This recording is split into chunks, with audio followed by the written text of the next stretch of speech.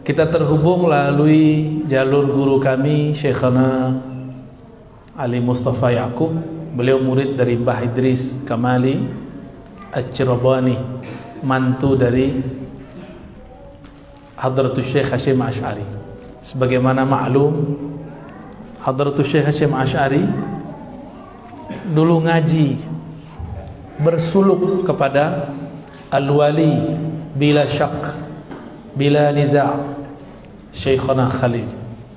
Kalimat ini bukan kalimat saya, tapi kalimat dari guru beliau di Mekah, Syekh Muhammad Yasin Al-Fadani.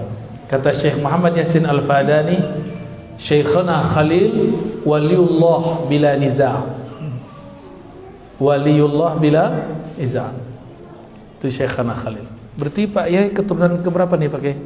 Ketiga, cicit keempat ya. Alhamdulillah. Ini salah satu kehormatan dari Allah SWT. Syarrafana biliqa'il ulama wa zurriyati, ya, wa zurriyati. Juga ada jalur-jalur yang lain, alhamdulillah ya. Jalur-jalur yang lain yang terhubung kepada Syekhana Khalil. Ternyata Syekhana Khalil ini berguru kepada Syekh Nawawi Al-Bantani. Jadi bolak-balik aja tuh. Dari apa, tebu apa namanya? Tebu hitam apa? Saya diketawain orang kalau baca ireng. Karena orang Sumatera sama kayak orang Balikpapan, baca E-nya lucu. Coba orang Balikpapan baca ireng. Tuh kan, enggak pas kan? Enggak pas, enggak sahih. Enggak pas. Beliau ngambil dari orang Bangkalan, orang Bangkalan ngambil dari orang Banten, udah muter aja. Syekh Nawawi Al-Bantani ngambil juga dari orang Banjar, Syekh Muhammad Arsyad Al-Banjari, muter situ. Syekh Muhammad Arsyad muter lagi ngambil dari orang Palembang. Orang Palembang baru ngambil dari ulama Mekah, Madinah, Yaman, Mesir. Syekh Abdul Somad Al-Falembani punya guru pensyarah kitab Ihya Ulumuddin, namanya As-Sayyid Al-Murtada Zabidi. Itu seorang imam al-hafiz, akhiru man luqiba bil hafiz min al-Yaman, ya, orang terakhir yang disebut hafiz. Setelah Imam Suyuti susah nyari hafiz. Kalau hafiz Al-Quran banyak, tapi hafiz hadis jarang. Itulah Sayyid Al-Murtada atau Murtada Zabidi. Beliau hijrah ke Mesir dan punya murid banyak di Mesir. Di zaman Syekh Yasin pemegang sanad dunia. Di zaman Sayyid Murtada Zabidi, beliaulah pemegang sanad di dunia. Beliau punya murid namanya Syekh Abdul Somad Al-Falembani. Al-Falembani punya murid Syekh Muhammad Arsyad Banjari. Terus kepada muridnya Nawawi Bantani, kepada Syekhana Khalil Al-Bangkalani Al-Manduri.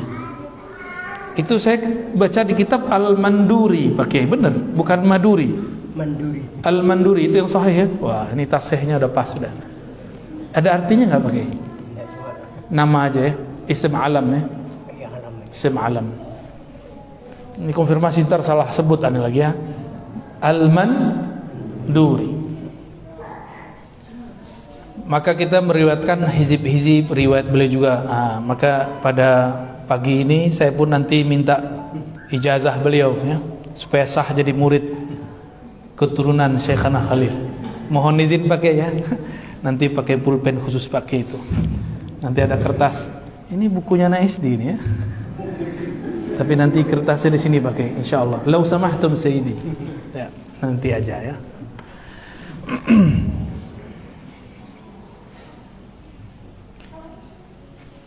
Negeri ini, Indonesia khususnya, Nusantara secara umum, diberkahi dengan adanya ulama-ulama ahlullah.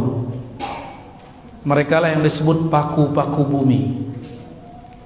Paku itu bahasa Arab, bukan paku yang itu tuh, bukan. Paku itu bahasa lama, artinya kutub. Ilmu ini masuk bahkan sampai ke keraton-keraton di Jogja, di Solo. Maka Solo rajanya, sultannya disebut Paku Buwana, Paku Buwono. Buwono alam, Paku kutbul alam. Jadi itu pengaruh dari ajaran wali-wali Allah. Maka yang mengislamkan negeri ini dulu itu wali-wali Allah, bertarikat sufi, berakidah Asy'ari, bermazhab Syafi'i. Hari ini muncul kelompok pendatang-pendatang baru, mereka hendak membatalkan ini semua. Dan kita bersyukur pagar-pagar Ahlus Sunnah, benteng-benteng Ahlus Sunnah masih banyak. Inilah pesantren ini bentengnya. Benteng jangan dibayangkan ya besi-besi, tembok-tembok, bukan. Temboknya itu kitab. Yang megang kitab itulah panglima-panglimanya. Mereka lah yang memperjuangkan akidah Ahlus Sunnah. Dan saya kaget ternyata Pak Kiai ketua Rais ya, Haji. Ini keberkahan dari Allah Subhanahu wa taala. Itu keturunannya berat tuh ya. Mikirin waduh, gelar Pak Kiai besar sekali ya. Gimana cara mikulnya ya. Ini saya baru menyebutkan silsilah ilmu. Baru beberapa silsilah ilmu. Bahwa ilmunya orang-orang kita dahulu bersambung kepada ulama-ulama di Makkah, di Madinah. Tadi saya sebut siapa? Syekh Abdul Somad Al-Falin-Bani. Beliau lama di Madinah. Maka nama beliau belakangnya ada Al-Madani, Al-Falin-Bani. Beliau juga lama di Makkah, maka disebut Al-Madani, Al-Makki, Al-Falin-Bani. Syekhana Khalil juga lama di Makkah. Maka beliau sebenarnya berhak dikasih nisbah belakangnya Al-Makki.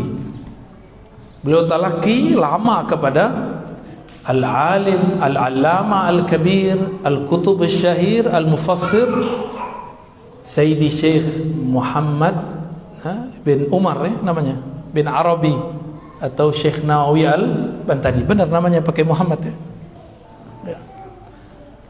Itu Syekh Nawawi Al-Bantani menjadi mufti di Mekah, mufti mazhab Syafi'i, dan dia punya murid tidak hanya orang-orang Nusantara. Oleh karena itu beliau kalau nulis kitab nggak pernah pakai bahasa Melayu atau bahasa Banten, selalu pakai bahasa Arab. Jadi kalau mau tahu seorang syekh ini muridnya siapa aja, lihat kitabnya pakai bahasa apa, karena beliau nulis buku untuk muridnya berbahasa apa. Syekh Abdul Somad Al-Falin-Bani nulis dalam dua bahasa, kadang Arab, kadang Melayu. Karena terakhir beliau pulang ke negerinya dan pindah ke Patani. Karomahnya mirip-mirip seperti Yai As'ad. Mbah Yai As'ad itu Masya Allah ya, mau ilmu apa aja ada ya. Debus bisa ya. Itu pakai hizib-hizib aja, pakai doa-doa aja sama beliau tuh. Nah, dulu itu sanadnya ke Syekh Abdul Somad Falin-Bani itu salah satunya. Syekh Abdul Somad Falin-Bani itu ditembak gak mati-mati. Ditembak gak mati-mati. Ditunggulah waktu beliau leng, gak tahu siapa yang melakukan. Ketika beliau sampai di Patani, dipisahkan kepalanya dari badannya. Jadi gak bisa ditembak, bisanya cuma digorok. Maka miriplah kisah beliau dengan Sayyidina Al-Husain. Badannya di mana, kepalanya di mana. Ya, kita ketemu zuriat beliau di Palembang dan di Jakarta dan juga Malaysia. Mereka mengatakan itu njid kami, kakek kami Syekh Abdul Somad Falin-Bani enggak mempan ditembak oleh Belanda. Ya. Enggak mempan, sama Inggris enggak mempan. Akhirnya ketemu juga kelemahan beliau apa? Digorok. Baru beliau kemudian wafat. Jadi ilmu-ilmu ini sebenarnya ada, tapi nanti di akhir zaman akan dikeluarkan lagi. Karena ulama kita tidak menjadikan ilmu tersebut sebagai tujuan, ilmu tersebut cuma penjagaan diri.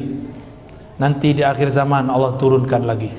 Entah ini zamannya, entah tidak, wallahu alam bisawab. Kita siap-siap saja. Hadirin hadirat yang dimuliakan Allah, tadi saya cerita tentang sanad. Ini adalah hal yang krisis sekarang di mana-mana. Sanad silsilah. Hadratus Syekh Hasyim Asy'ari menukil kalam ini di dalam risalahnya. Kalam ini dinukil dari kitab Sahih Muslim. Kenapa? Hadratus Syekh ternyata pemegang sanad Sahih Muslim yang lumayan berkelas di masanya. Jadi saya punya sanad Sahih Muslim, itu jalurnya kepada Hadratus Syekh. Saya dari Kiai Ali Mustafa Yaqub, dari Bayai Idris, dari Hadratus Syekh Hasyim Asy'ari. Ya, atau jalur kedua, Syekhuna Ali Mustafa Yaqub dari Syekh Syamsuri Badawi.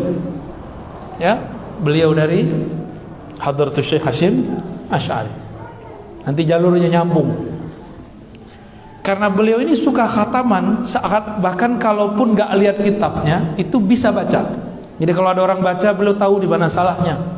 Salah satu riwayat yang dituliskan di Muqaddimah Sahih Muslim, al-isnadu minad-din. Bersanad, bersilsilah, berguru adalah separuh beragama. Maka boleh kita sebut gurumu mempengaruhi cara beragamamu. Kenapa hari ini ada orang ekstrim? Kenapa hari ini anak muda baru belajar agama sudah berani nyalah-nyalahin Pak Kiai yang sudah lama belajar agama? Karena dia dapat guru suka menyalah-nyalahkan. Jadi jangan sembarangan punya guru, betul-betul harus selektif berguru. Maka untuk berguru jangan cuma ikut-ikutan, untuk berguru perlu istikharah. Ini Bapak Ibu ini kalau naruh anak ke pesantren istikharah dulu biar tambah kuat. Jangan cuma mau nikah doang ya. Kalau nikah cuma teman makan minum tidur. Tapi kalau guru agama teman sampai menyeberangi sirat, sampai apakah masuk surga atau jatuh ke neraka. Berarti lebih penting atau enggak? Oleh karena itu ulama kita mengatakan nasabul ilm, nasabud din a'la wa aqwa min nasabil jism. Jadi nasab dalam beragama, guru kita dalam beragama lebih kuat, lebih sahih, lebih berhak bertanggung jawab daripada nasab jasad. Nasab jasad paling cuma sampai liang kubur, fulan bin fulan, fulanah binti fulan. Tapi kalau nasab ilmu, nanti ditanya, kamu murid siapa? Nanti ditanya tuh. Ketika ditanyakan ini sosok siapa, maka muncullah sosok Nabi di hadapan dia. Kalau dia tidak punya guru, nggak ada yang bantu jawab. Inilah nikmatnya punya guru. Kalau orang punya guru, guru rohani yang bantu jawab di alam kubur, nanti gurunya diajarin sampai di kubur. Itu kalau gurunya wali Allah. Karena wali Allah itu ahya'un inda rabbihim, mereka masih hidup di sisi Allah Subhanahu wa taala. Percaya nggak nih? Hah? Cahayanya kenceng dong. Kalau antum tasdik kepada Syekhna Khalil dan zuriat-zuriatnya yang alim ulama, datang nanti mereka itu. Sebagaimana kalau kita pulang dari perantauan. Ini waktu anak-anaknya Pak Kiai pulang turun di bandara, disambut nggak Pak Kiai? Langsung dijemput. Langsung dijemput. Anaknya, putranya, putrinya baru pulang dari perantauan pasti disambut. Benar disambut nggak Aisyah? Atau suruh pulang-pulang sendiri? Udah pulang kau sendiri gitu. Begitu nggak? Pasti disambut, bahkan dijemput. Masa putrinya, putranya pulang tidak dijemput? Walaupun bisa pulang naik Grab, naik ojek, bisa pulang jalan kaki, berenang, tapi tetap dijemput. Kenapa? Anakku. Karena ini perjalanan dunia yang menjemput tubuh fisik. Gak cukup pakai doa, saya jemput pakai doa, gak cukup. Al-Fatihah gak cukup. Kalau sudah masuk ke alam sana, bukan tubuh ini yang berkuasa, bukan ayah kita. Kalau ayah kita bukan seorang wali Allah, gak bisa dia jemput. Tapi jika dia seorang wali Allah, kekasih Allah, murid dari wali Allah, kalau dia gak wali, gurunya wali, kan bisa nebeng. Pak Yai, itu murid saya butuh syafaat.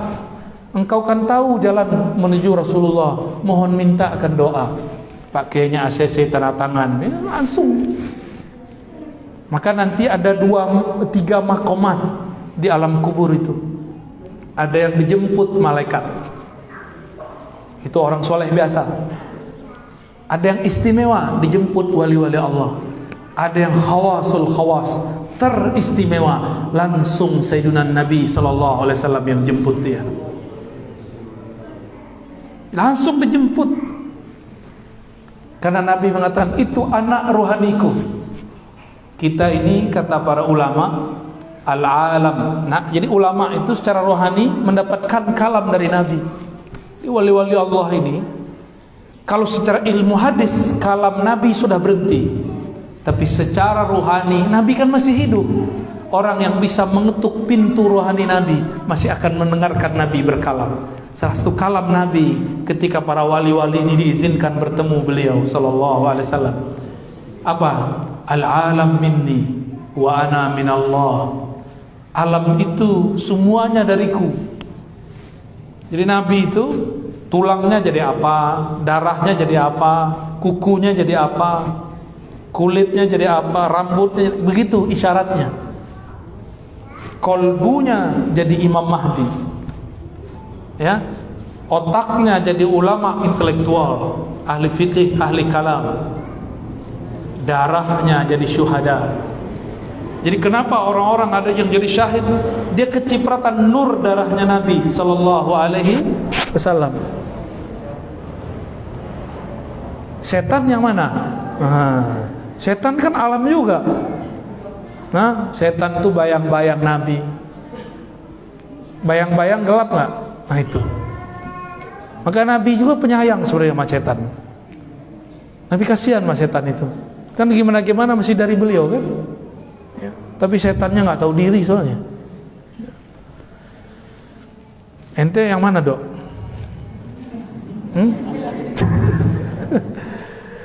Ada yang dari punggungnya Nabi, ada yang dari tangannya Nabi. Itu sahabat-sahabat Nabi yang 4 tuh dari tangannya Rasulullah itu. Nur tangannya beliau jadi sahabat. Ada yang jadi tangan, ada yang nur kakinya. Maka 4 kan, 2, benar gak? 4 jadinya. Itu rahasia semua. Nabi Muhammad ulul azmi, ada 4 Nabi ulul azmi lain. Itu semua sama. Karena tidak ada lagi Nabi setelah Nabi Muhammad, maka Abu Bakar tidak angkat menjadi Nabi. Umar pun jadi seorang ulama, walaupun kalam yang beliau dapatkan mirip seperti Nabi Musa. Jadi Sayyidina Umar diizinkan Allah berkalam-kalam langsung kepadanya. Disebut dalam hadis Bukhari dan Muslim, muhaddatsun. Nabi mengatakan di antara umat-umat terdahulu ada muhaddats. Salah satunya Nabi Musa. Wa in kana min ummati lakana Umar. Jika ada di antara umatku yang diajak berbicara oleh Allah, itulah Sayyidina Umar. Sayyidina Umar itu yang berjasa membedakan kita nih sama ibu-ibu pakai hijab, ya. Itu jilbab atau hijab itu karena berkah hasil dialog Sayyidina Umar. Apa kata Sayyidina Umar? Ya Sayyidi ya Rasulullah, seandainya para perempuan kita hijabkan gimana? Kita kasih jilbab gimana kira-kira kalau bahasa Indonesianya? Akhirnya Nabi turun ayat. Sayyidina Umar berkalam, turun ayat karenanya. Maka Sayyidina Umar bersyukur, berbangga karena ilham-ilham yang Allah turunkan kepadaku. Rasulullah kemudian mengetuk pintu wahyu, turunlah 3 ayat hukum, dan itu ayat-ayat besar. Ya, ayat-ayat besar. Maka Sayyidina Umar agak galak dikit karena beliau ahli hukum. Nabi Musa galak gak? Galak Nabi Musa itu. Obat galak ketemu Nabi Khidir. Gitu. Jadi orang-orang galak nih, orang-orang keras beragama, mesti ketemu Nabiullah Khidir. Kalau enggak dia gak akan lembut. Dia kasar terus, keras terus. Jadi hati-hati, kadang-kadang yang nanya itu bukan orang biasa. Kadang-kadang dia diilhami, dibisikin Nabiullah Khidir itu. Ngetes kita kasar, keras atau tidak. Ngajarnya lembut atau nyiksa, ya. Ini zaman bukan lagi zaman persekusi, zaman-zaman mukul-mukul. Udah gak ada kan? Udah gak ada ya. Pak Kiai udah nggak ada kan, guru-guru mukul-mukul udah nggak ada. Zaman kita dulu cuma salah baca alif sama nggak alif, rotan melayang di punggung, langsung jadi kayak X-Men tapi dari belakang, silang tuh, cium cium. Orang tua lihat kenapa punggungmu nak? Oh ada X, malah disayang-sayangin. Oh, bagus. Kalau sekarang orang tua kalau ngelihat anaknya dipukul sama guru gimana? Lapor polisi. Orang tua kurang ajar. Saya kalau punya santri begitu, saya pulangkan. Pak, ini anakmu, urus sendiri, ajar sendiri. Ya, pulangin aja. Ngapain kita nggak butuh santri kok? Santri butuh kita. Dia kan nggak bisa baca kitab, nggak ngerti hukum Islam, nggak kenal Allah dan Rasulnya. Para kiai, para ustadz perijazah ilmunya. Seandainya pun mereka nih sesat, itu syafaat ada pada diri mereka karena masih punya guru. Gurunya nanti yang kemudian doa, ya Allah, ini masih umat Nabi-Mu, dia bersanad, dia pernah berguru kepadaku, diselamatin sama Allah. Enggak di dunia, di barzakh, enggak di barzakh, di padang mahsyar, enggak di padang mahsyar mizan, enggak juga udah masuk penjara diselamatin, penjara neraka. Mau syafaat yang mana? Dari dunia dulu dong. Jangan minta syafaatnya nanti udah masuk neraka duluan, gosong. Ya. Begitu guru itu tanggung jawab sama murid. Tiba-tiba ada orang tua kurang ajar, kurang adab. Maka saya sarankan nanti ada majelis kajian khusus untuk orang tua. Pengajian khusus untuk orang tua.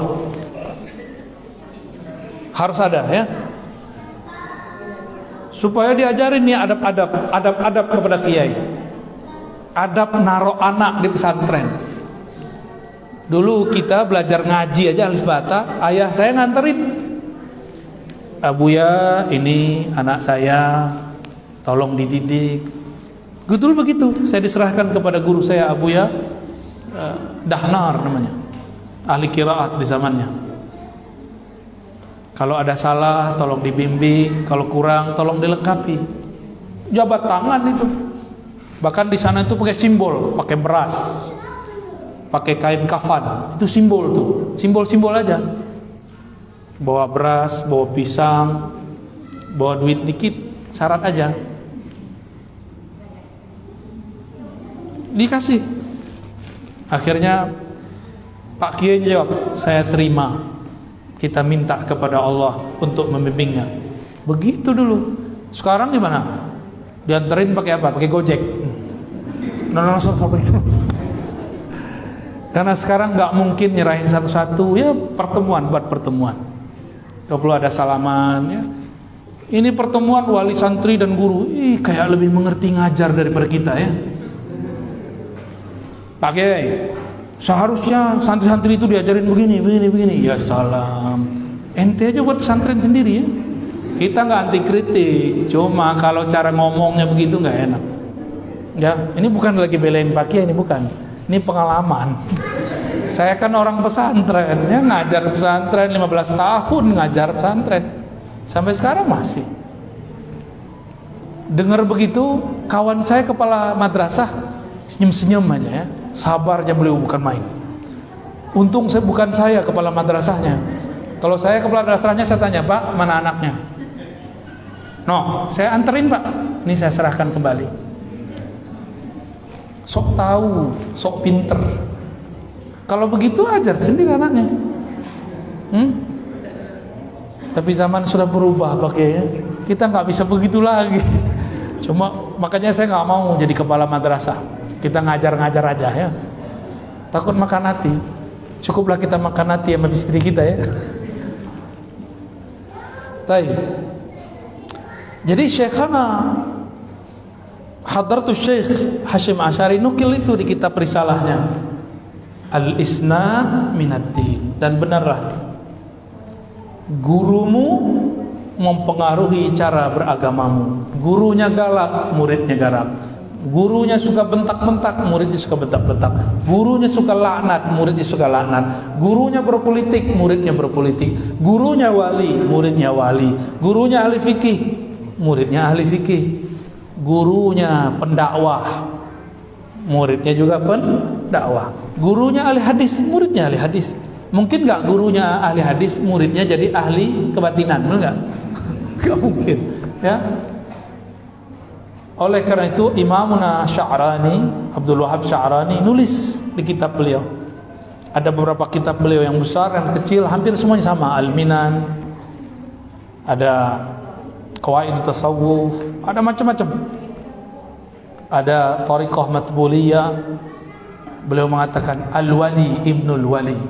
Wali itu pasti gurunya wali. Namun wali Allah ini kan cahaya. Cahaya kalau terlalu dekat silau. Akhirnya orang terdekat tidak tahu, santrinya nggak paham. Karena si kiai sifatnya masih seperti manusia, sakit kayak manusia, lapar kayak manusia, marah kayak manusia, tidur kayak manusia, bersyahwat seperti manusia.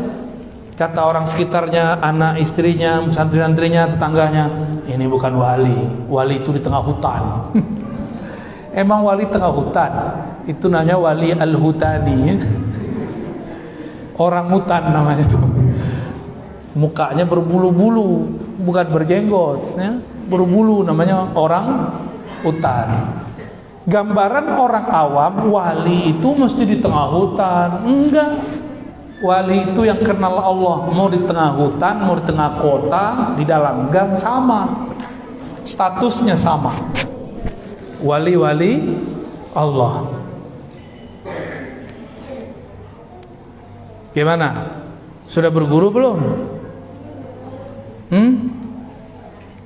Nggak nyadar selama ini berguru sama beliau ya?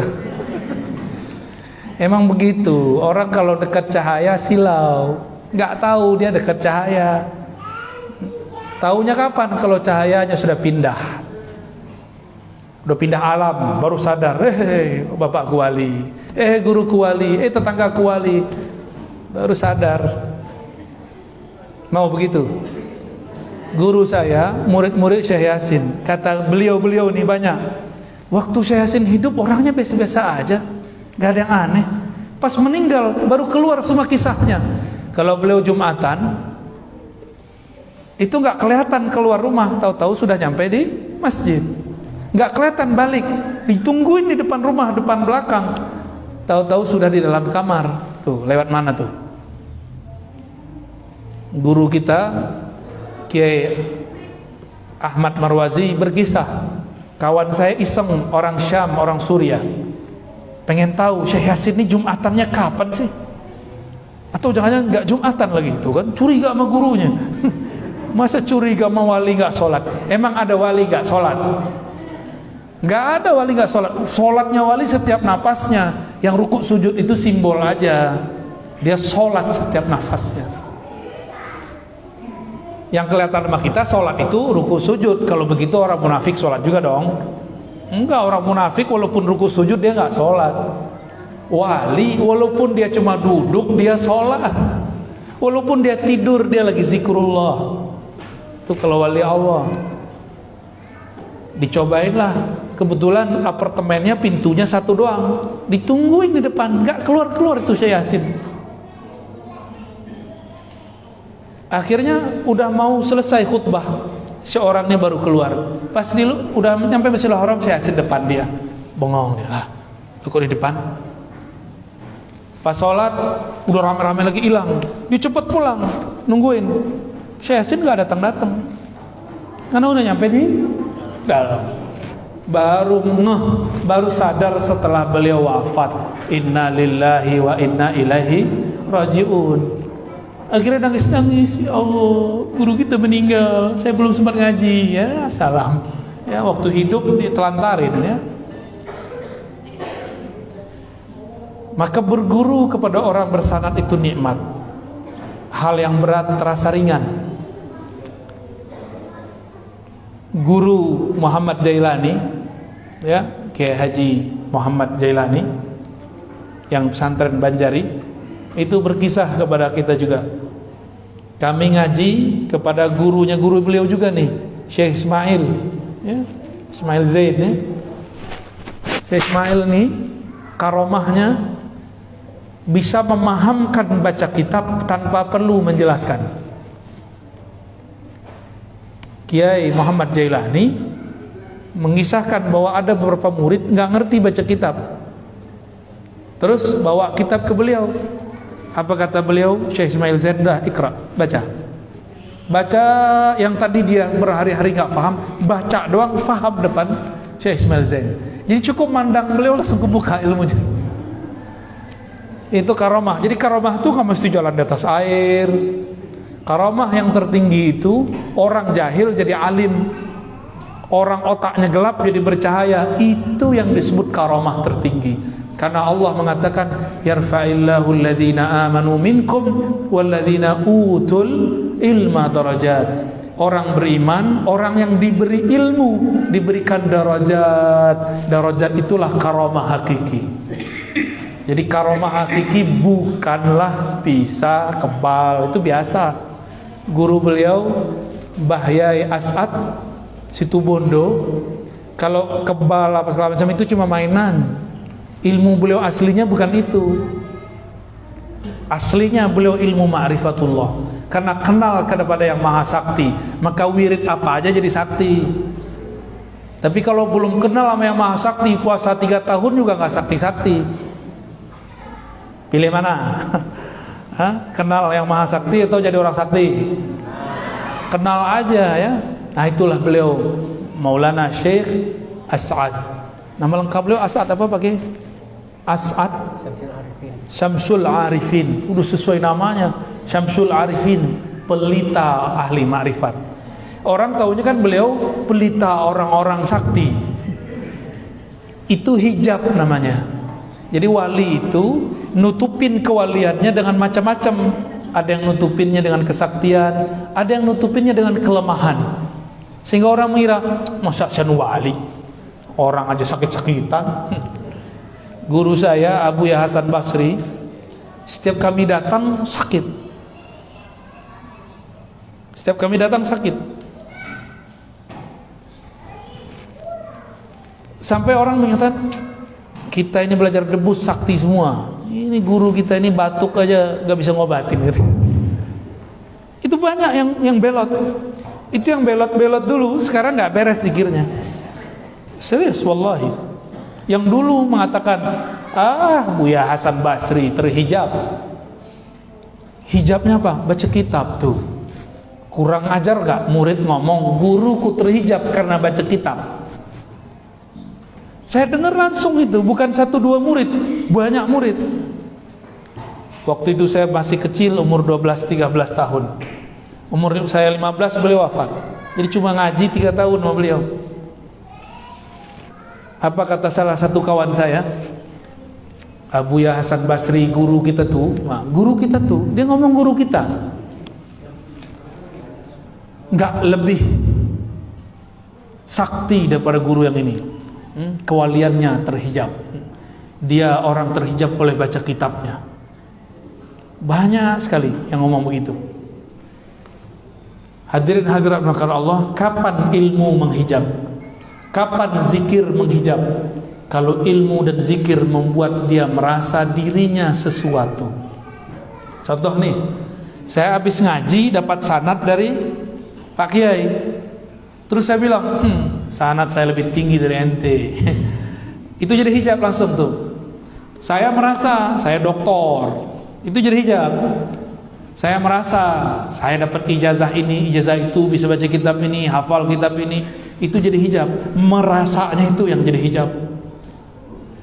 Ilmunya bukan hijab. Ilmu itu adalah hijab paling tipis antara kita dan Allah. Kenapa? Al-ilmu sifatun min sifatillah. Benar. Ilmu itu adalah salah satu sifat Allah. Siapa orang yang berilmu, jarak dia dan Allah cuma al-ilmu, satu hijab doang. Tapi dalam ilmu itu ada lagi lapisan hijab 70.000. Namanya hijab cahaya. Jadi satu bab hijab itu ada tirai-tirai penghalang. Ini yang membuat kemudian orang nggak ketemu-ketemu. Itulah juga yang membuat murid-murid nggak sadar gurunya adalah seorang kekasih Allah.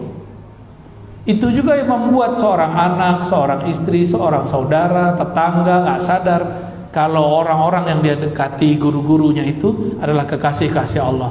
Bahkan kadang-kadang si kiainya nggak sadar kalau dia kekasih Allah. Maka wali ini ada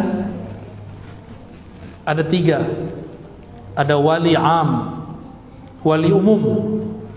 Itu semua orang beriman wali umum. Ada yang kedua, wali khawas, wali yang spesial. Ini orang-orang yang sudah mulai diberikan ilmu mengenai nama-nama Allah, sudah diberikan ilmu mengenai perbuatan af'al Allah, sudah mulai diberikan ilmu mengenai sifat-sifat Allah. Ini khawas. Wali yang ini dia sadar kalau dia wali. Dia dikasih tahu sama Allah atau dikasih tahu oleh Rasulullah. Karena yang angkat wali siapa? Kalau yang wali kota ngangkat siapa? DPR. Wali kota diangkat gak? Diangkat. Masa wali alam nggak diangkat? Kalau nggak diangkat namanya wali PA. Wali kelas saja ada suratnya. Benar, ada wali kelas di sini? Ya. Ada suratnya kan? Ada rapatnya, ada penunjukan. Kamu jadi wali kelas ya, minimal begitu. Benar nggak? Apalagi jadi wali Allah, pasti diangkat. Cuma ada yang nggak sadar kalau dia diangkat, berarti dia wali biasa. Berdebatlah 2 imam. Satu Ibnu Furaq. Ibnu Furaq ini murid dari Al-Bahili. Bahili berguru kepada Imam Abul Hasan Al-Asy'ari. Berarti cucu murid. Kata Ibnu Furaq, al-wali la ya'rif annahu wali. Wali itu gak sadar kalau dia seorang wali.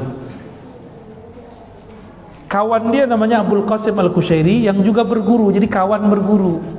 Tapi makomnya karena dia bertasawuf lebih tinggi daripada Ibnu Furaq. Abul Qasim Al-Kushairi, pengarang Ar-Risalah Kushairiyah, mengatakan, la ya sayyidi, al-wali ya'rif bi annahu al-wali. Kekasih Allah, wali Allah sadar kalau dia seorang wali.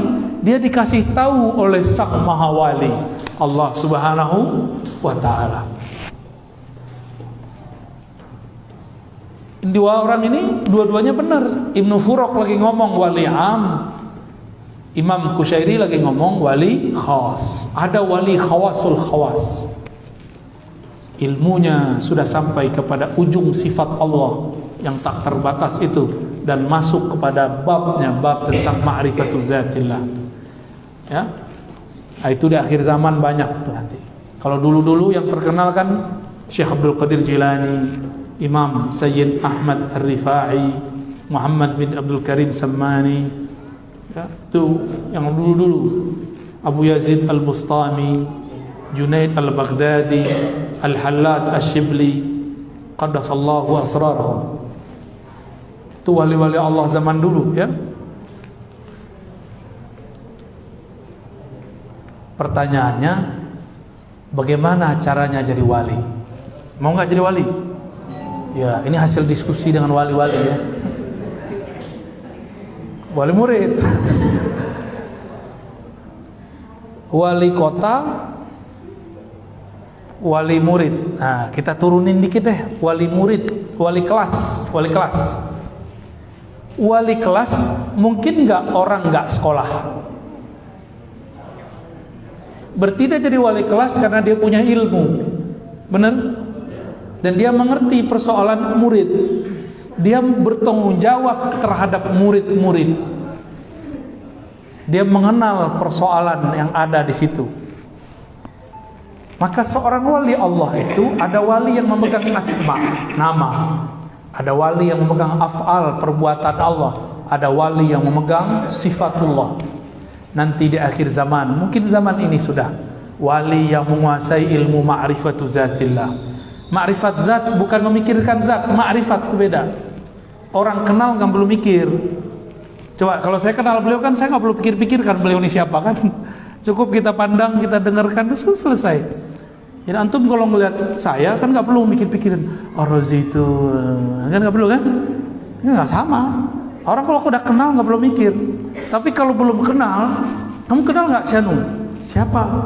Oh dia mirip si anu, oh kita bayang-bayang wajahnya. Dia dulu ngaji sini, mikir kita. Tapi kalau sudah kenal perlu nggak? Orang kenal kepada Allah, kenal dulu baru mikir. Kalau belum kenal Allah, mikir dulu baru kenal. Itu beda tuh, ya.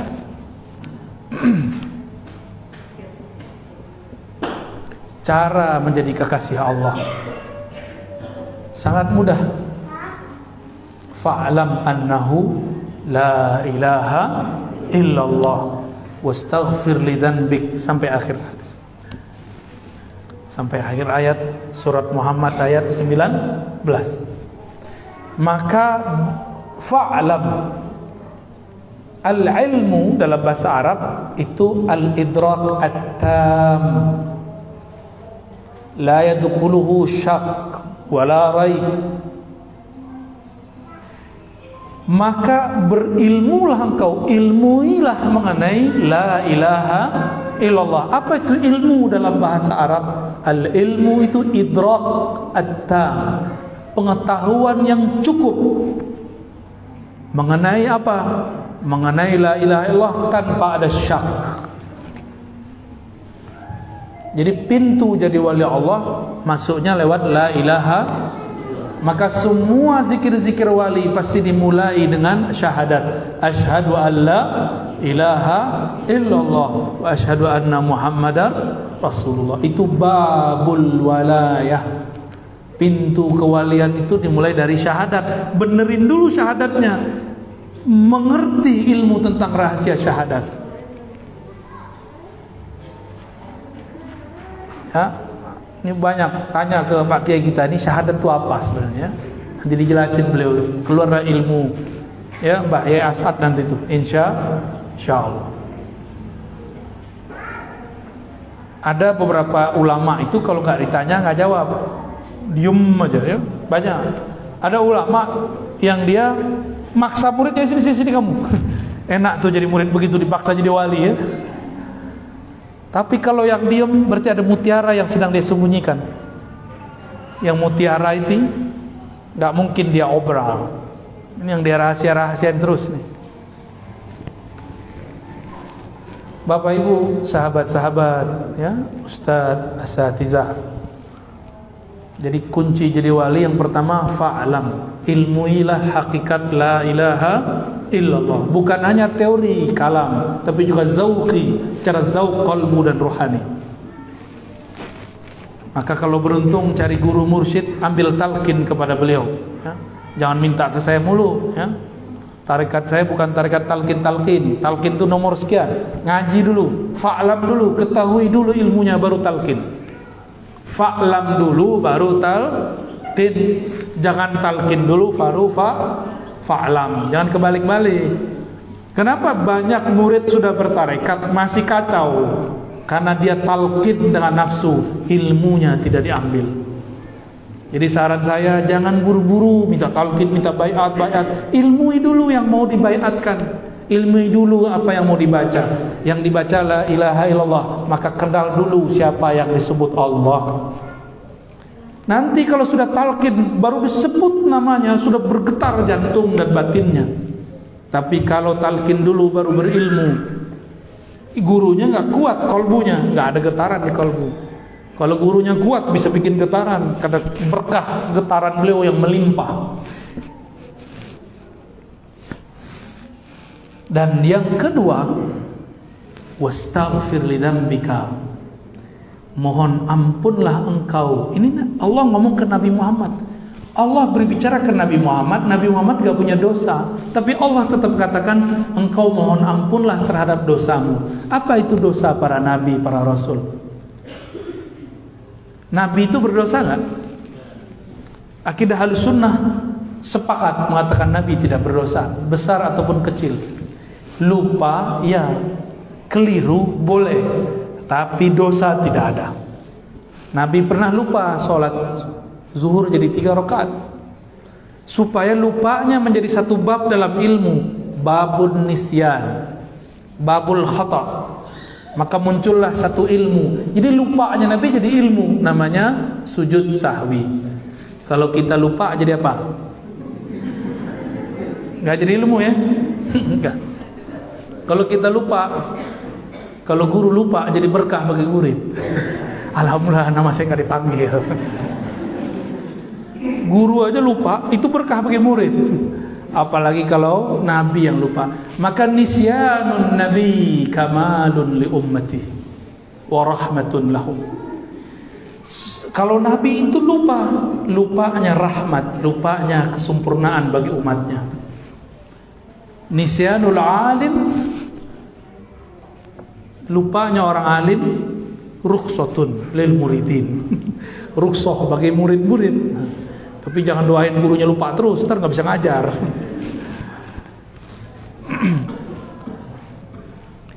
Jadi mau jadi wali itu kan pewaris Nabi, maka ilmunya harus warisan Nabi. Pertama ilmu ilah, yang kedua hendaklah engkau merasa berdosa.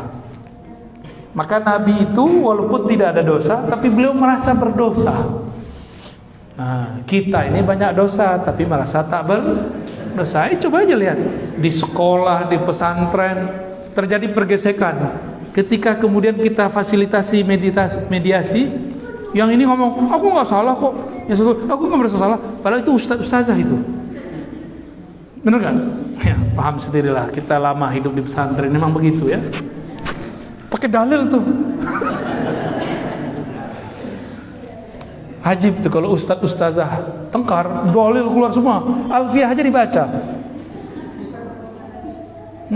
Kisah Ibnu Malik dengan Nawawi itu dibaca tuh. Kau nih suul adab. Ibnu Malik nyindir Nawawi ini belum pantas muncul, di-cut dulu sama Ibnu Malik. Kau ini masih kecil dan muncul-muncul aja. Suul adab sama aneh gitu. Cari pembenaran, cari-cari di kitabnya.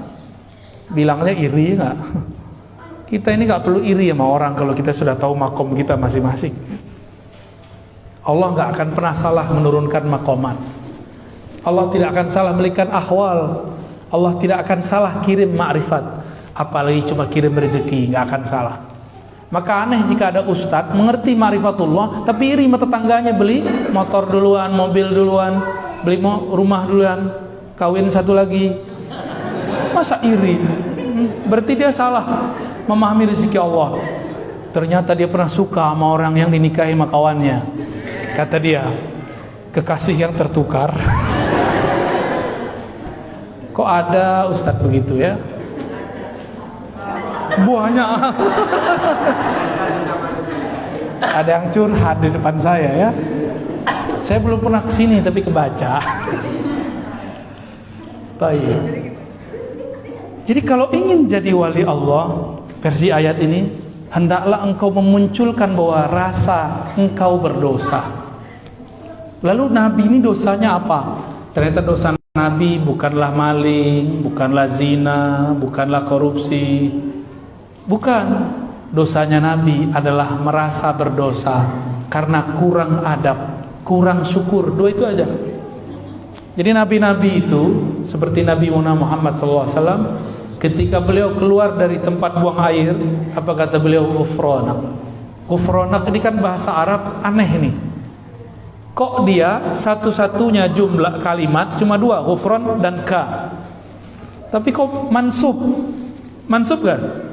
Ghufranak barisnya mansub fathah. Dalam bahasa Arab pasti ada yang disembunyikan, ditakdirkan di depannya, disembunyikan. Allahumma inni as'aluka ghufranak. Diringkas ghufranak. Nabi keluar dari tempat buang air, doa, ya Allah ampuni dosaku. Dosa yang mana? Dosa buang air kurang syukur. Ternyata buang air besar, buang air kecil itu wajib disyukuri. Gak percaya, coba nanti kena penyakit namanya apa? Bukan yang susah buang air kecil itu loh. Bukan prostat, itu mau kegedean itu. Ada orang mau buang air kecil nggak bisa keluar batu ginjal. Usus buntu lah, salah. Anyang-anyangan. Iya, itu bahasa kampung gitu ya. Jangan pakai bahasa Belanda mulu. Anyang-anyangan. Mau keluar tapi gak keluar, sakit gak? Itu nikmat terbesar di alam semesta. Nikmat paling besar. Maka kalau minum baca bismillah, supaya keluarnya alhamdulillah. Orang malam pertama aja bismillah, ya, malam kedua lupa. Maaf yang jomblo ya, kamu masih jomblo gak? Jomblo abis sama depan saya ya. Karena kita dulu waktu jomblo abis juga depan kiai kita ya. Penasaran gimana sih caranya menghancurkan kejombloan. Khalas ya? Ya. Jadi biar jadi kekasih Allah gimana? Pertama, ilmu la ilaha illallah, mencakup ma'rifatul zat, ma'rifatul sifat, ma'rifatul af'al, ma'rifatul asma. Yang kedua, jadilah hamba. Jangan sok-sok jadi wali, jangan sok suci. Merasalah dirimu berdosa, meskipun kata orang kamu tidak berdosa. Apalagi kita ini banyak dosa. Ada hari ini yang belum berdosa? Tuh matanya, mata antum habis dosa kelihatan di sini. Ada yang tadi makan nggak baca bismillah. Secara ilmu fikih nggak dosa, tapi secara ilmu hakikat itu dosa besar yang ditumpuk-tumpuk setiap hari. Makan minum nggak baca doa, udah berapa kali antum numpuk? Dosa kecil, kesalahan adab kecil, kalau ditumpuk-tumpuk nanti lama-lama jadi bukit, lama-lama jadi gunung. Itu dosa besar. Jadi mau jadi wali aja bismillah lupa. Hah? Ya udah jadi wali murid aja deh. Ya, kalau jadi wali nikah, oh seru lagi tuh ya. Baik. Kira-kira itu yang dapat kita sampaikan. Mohon Pak Kiai ajizni bi asanidikum, ya. Lau samahtu. Ajizni Maulana. Kita pengen dapat salamnya aja. Mau nggak pakai? Kul ajiz tuka. Qabil tu Allah sudah sah jadi murid. Jangan salah paham, ini bukan qabil tu yang itu. Baik. Yang jomblo cemburu nanti ya. Ini bukan ankah tuka, bukan. Ini ajaz tuka. Cukup atau ada yang mau didiskusikan? Baik, fadal.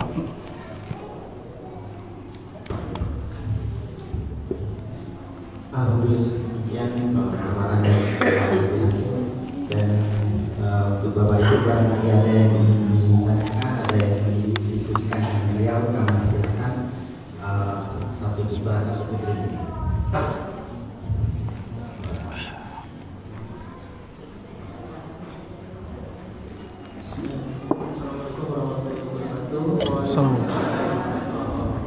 Ini pakainya.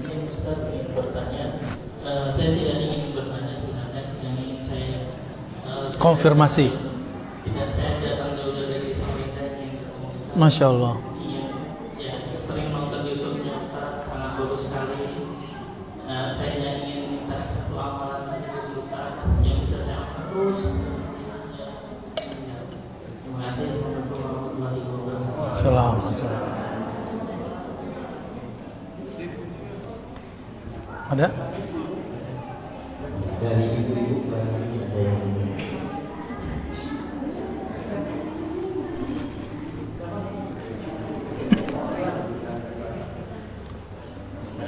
Nggak ada? Ada. Ibu-ibu biasanya mintanya lain. Ya. Malu. Apa amalan yang hendak diamalkan? Maka ini kembali kepada riwayat hadis Nabi Sallallahu Alaihi Wasallam.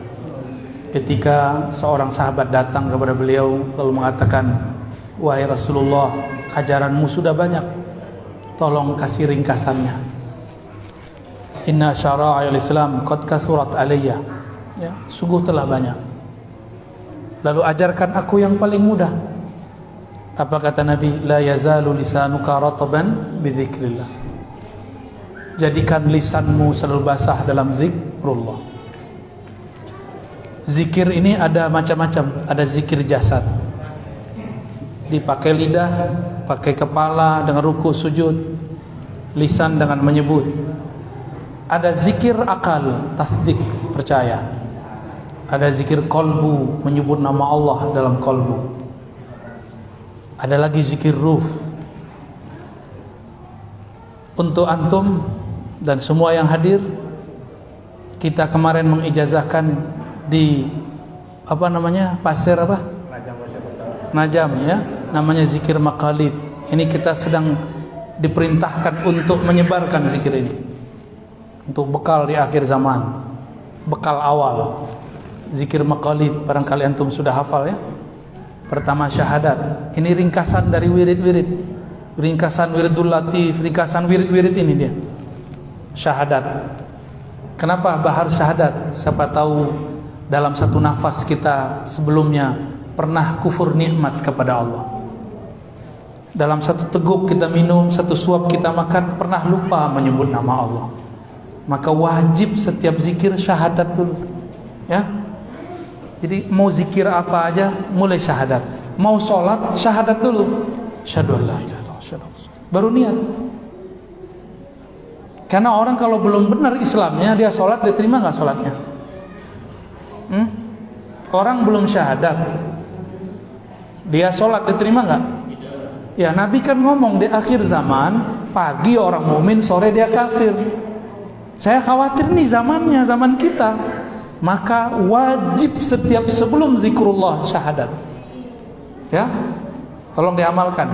Mau thariqat apapun antum sebelumnya, masukkan syahadat di depan. Ya, sama. Semua thariqat itu kan zikir-zikir husnuzan kepada murid yang sudah muslim. Tapi kalau dia kufur waktu sorenya atau kufur di waktu paginya, disyahadatin lagi. Yang kedua, apa itu? Jumatan. Khotibnya perempuan. Yang kedua, kirim fatihah istighfar kepada Allah, minta ampun dosa lahir dan batin. Bersihkan dulu, kosongkan dulu diri kita dari keburukan, dari selain Allah, baru kemudian Fatihah. Al-Fatihah itu disebut sebenarnya sholawatul ruh. Sholawatnya ruh kita sholawat, baca Fatihah. Dalilnya surah hadis Al-Bukhari tentang dialog antara hamba dan Allah, itulah sholawatnya ruh. Dan itu ada di surah Al-Fatihah. Maka wajib baca Fatihah. Lalu dikirimkan pahalanya untuk Sayyidul Arwah Sayyidina Muhammad sallallahu alaihi wasallam. Lalu sholawat. Ya, sholawat satu kali aja, baru kemudian zikir inti. Zikirnya sudah kita hafal semua. Tapi ini adalah zikir yang dulu dipesankan oleh Nabi Ibrahim. Apa kata Nabi Ibrahim? Ya Muhammad, baligh minni ummatakas salam. Tolong sampaikan dariku kepada umatmu salamku. Jadi kita ini dulu dapat salam dari baginda Nabi Ibrahim alaihissalam. Nggak nyadar ya? Nggak dengar kan? Ya karena antum pakai telinga ini.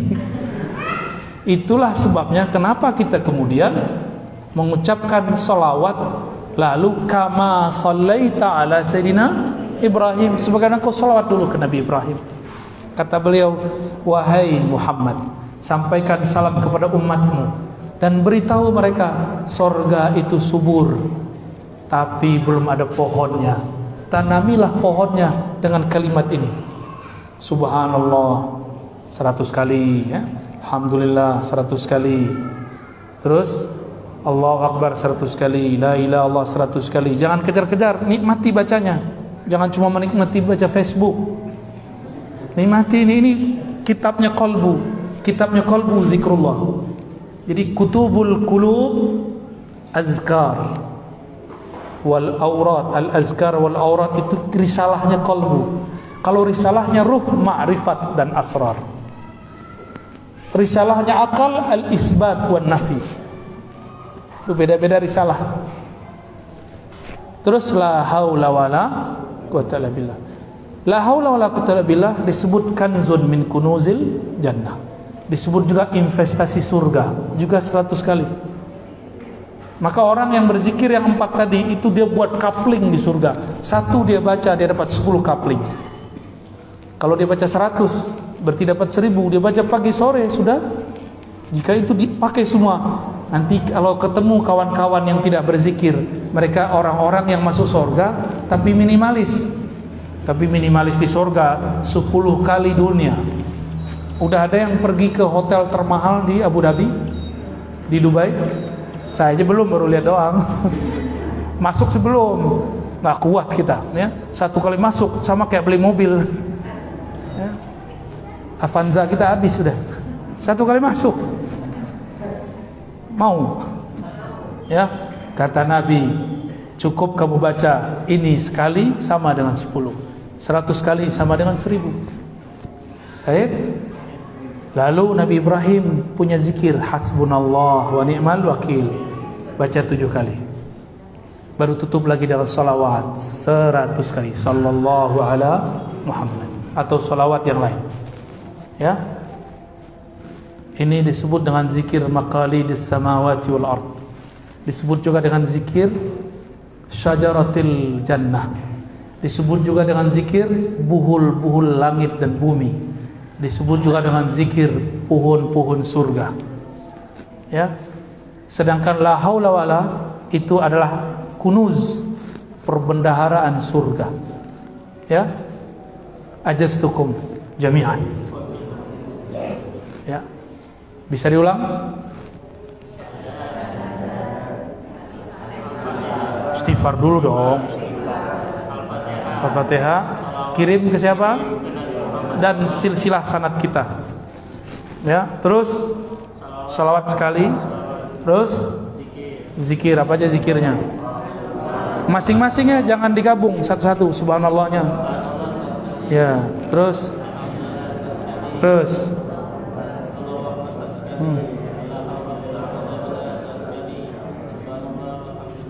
enggak, itu aja. Subhanallah, alhamdulillah, wala ilaha illallah akbar, la haula wala quwata illa billah. Tapi masing-masing.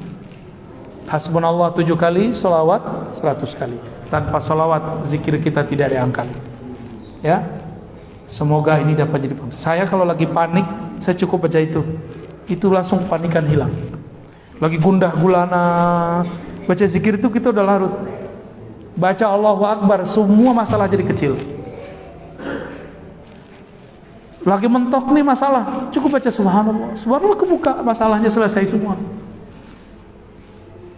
Dapat rezeki, baca alhamdulillah, alhamdulillah, alhamdulillah. Allah lipat gandakan rahasia-rahasianya, ya. Dan semua itu ada boosternya. Apa arti booster? Ya, itulah haula wala quwata illa billah. Itu booster namanya. Dan hasbunallah, lalu salawat. Salawat itu tiket naik. Maka setiap amalan yang tidak dimulai syahadat, tidak ditutup salawat, atau tidak ada salawat, tidak diangkat. Atas dasar itulah dalam mazhab kita, mazhab Syafi'i, khutbah wajib ada salawatnya.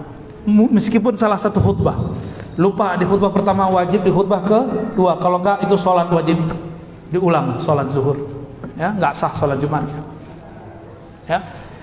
Kira-kira itu yang dapat saya sampaikan. Kami mohon izin, nanti setelah Jumat langsung jalan, pamit. Belum packing, mau packing dulu. Jadi nggak usah salam-salaman, cukup dengan ijazah tadi sudah cukup, ya. Nanti nggak usah jauh-jauh minta ijazahnya sama beliau nih, ya. Beliau ini guru berguru kepada Abu Ya Sayyid Muhammad Al-Maliki, Syekh Ismail Zail, Syekh Yasin, dan yang keren itu berguru kepada Mbah Yai As'ad. Itu bagi saya yang menarik, ya. Karena dulu saya berdoa, ya Allah, saya pengen ketemu nih murid Mbah Yai As'ad. Ternyata ketemunya di Balikpapan, nggak ketemu di Situbondo.